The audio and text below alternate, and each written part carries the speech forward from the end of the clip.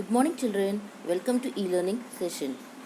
In today's session, we will be dealing with cellular respiration. That means respiration taking place at the cellular level. So coming to definition of cellular respiration. The process by which cells in plants and animals break down sugar and turn it into energy. Sugar means glucose. So here it's the formula.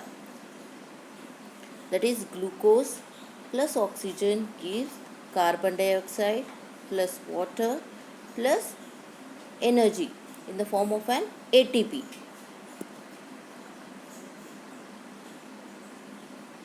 Cellular respiration in prokaryotes like bacteria occurs within the cytoplasm, whereas in eukaryotes, cytoplasm and mitochondria are the sites of cellular respiration.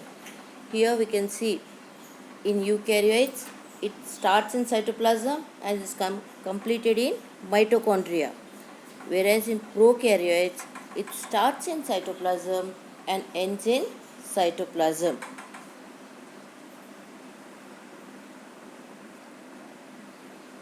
So it is a two-step process. That is, first in cytoplasm, glucose, that is the basic sugar, it is converted into pyruvic acid or pyruvate.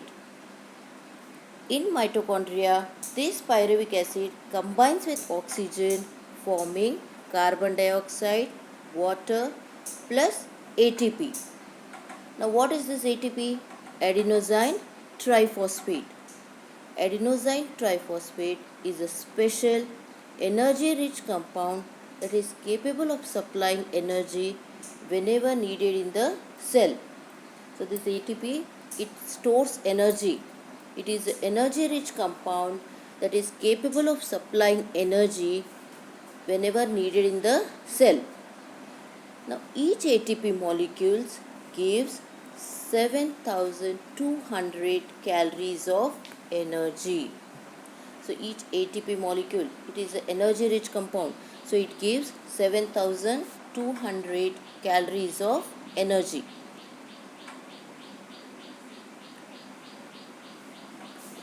Cellular respiration, the process by which organisms break down food to release energy. Okay, so here for this oxygen must be present.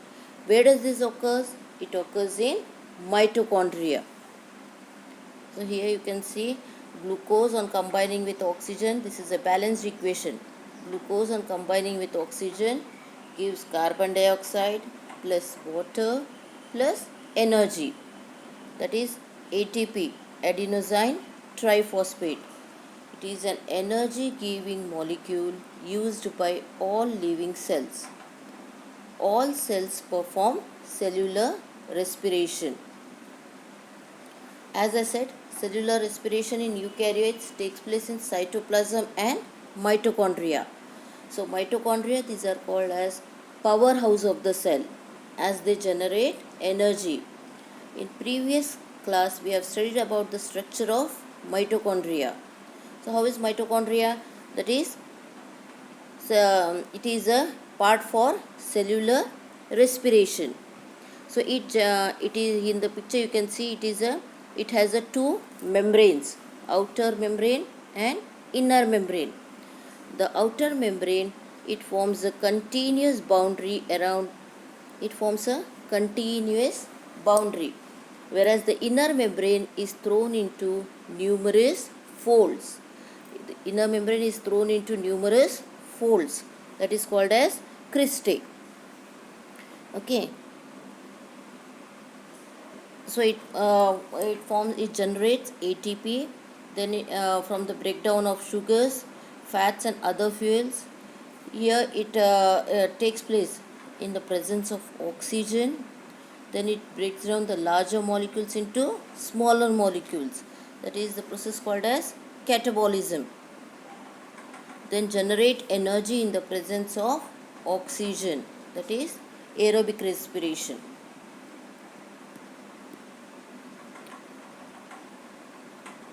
Now here you can see that is glucose, which is a basic carbohydrate. So it is converted into pyruvate. It is converted into pyruvate in cytoplasm. Now, depending on the presence or absence of oxygen, the further reaction takes place.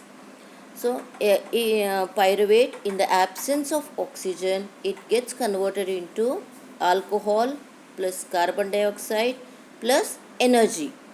Okay, in the presence of oxygen, it gets converted into carbon dioxide plus water plus energy. Whereas when the oxygen is inadequate, okay, when there is a less oxygen, it gets converted into lactic acid plus energy. So I'll explain once again. See here, pyruvate, depending on the presence or absence of oxygen, is further converted into other substances. For example, in the absence of oxygen, that is during anaerobic respiration, pyruvate gets converted into ethanol, that is alcohol, plus carbon dioxide plus energy. Then when the oxygen is inadequate, it that is not sufficient in our muscle cells, okay, it gets converted into lactic acid plus energy. Whereas in the presence of oxygen, that is in plants and animals, it gets converted into carbon dioxide, water plus energy, that is during aerobic respiration. Here we can see aerobic respiration and anaerobic respiration. Aerobic respiration means in the presence of oxygen, whereas anaerobic respiration means in the absence of oxygen. So glycolysis is the common step. Glycolysis, it gets converted into that is during aerobic respiration, it gets converted into Krebs cycle, then electron transport, and finally 34 molecules of ATP are formed. Whereas in the absence of oxygen, it gets converted into alcohol, and when oxygen is inadequate, that is not sufficient, it gets converted into lactic acid. Now coming to definition of glycolysis, the first step in cellular respiration. The process by which glucose molecules are split into two pyruvic acid molecules in the cytoplasm, that is 2 ATP are produced. Here we can see glucose, that is 6 carbon molecule is converted into is split into 2 molecules of 3 carbon atom, that is pyruvic acid. Okay, here 2 ATP are produced.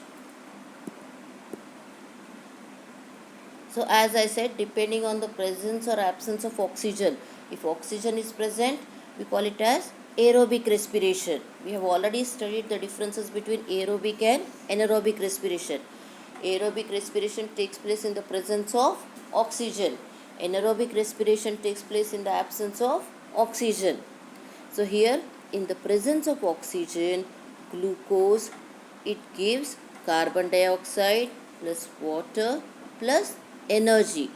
See, 36 ATP molecules are formed during aerobic respiration. During anaerobic respiration, what happens? That is, it is converted into alcohol. As I said, that is yeast. Okay, yeast, which is important in brewing industry. So here what happens? Glucose, in the absence of oxygen, it converts into ethyl alcohol plus carbon dioxide. When the oxygen is there but it is not sufficient, then it gets converted into lactic acid. So here we have an equation, that is glucose gets converted when the oxygen is not sufficient, it gets converted into lactic acid plus ATP. Here the energy formed is less. Now, why do we pant after running? Okay, we feel tired, okay, or the breathing rate will be faster after running. This is because when we are running, all our muscles are working vigorously.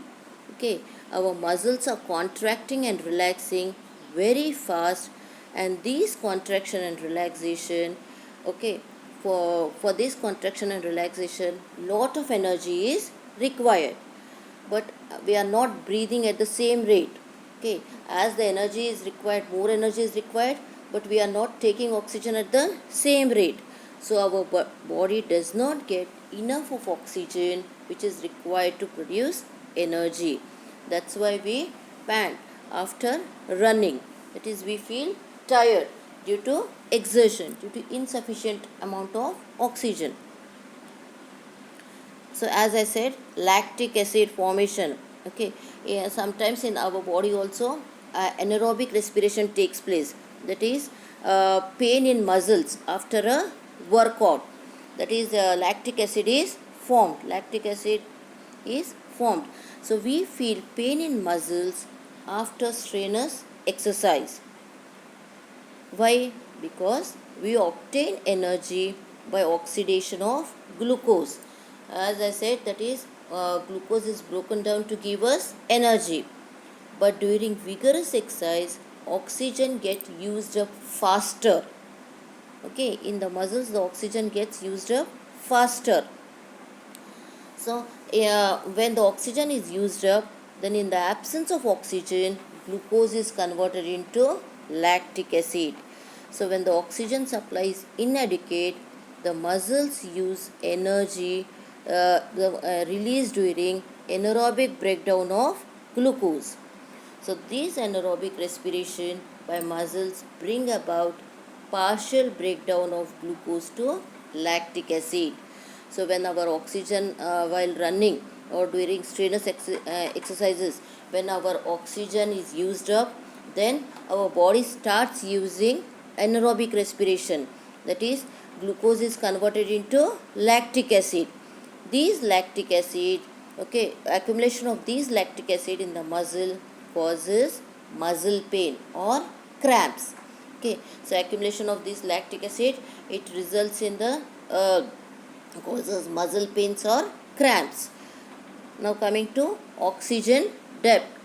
What is oxygen debt? That is a temporary oxygen shortage in the body tissues arising from exercise. When we do strenuous exercise, there will be shortage of oxygen. Okay, so that is oxygen debt. Okay, so there will be shortage of oxygen for a temporary period. Then again, once we start getting more amount of oxygen, then it will become normal. So that's why you find that is this is all about cellular respiration. I hope you understood this session. We'll be meeting in the next session with a new topic. Till then, stay home, stay safe.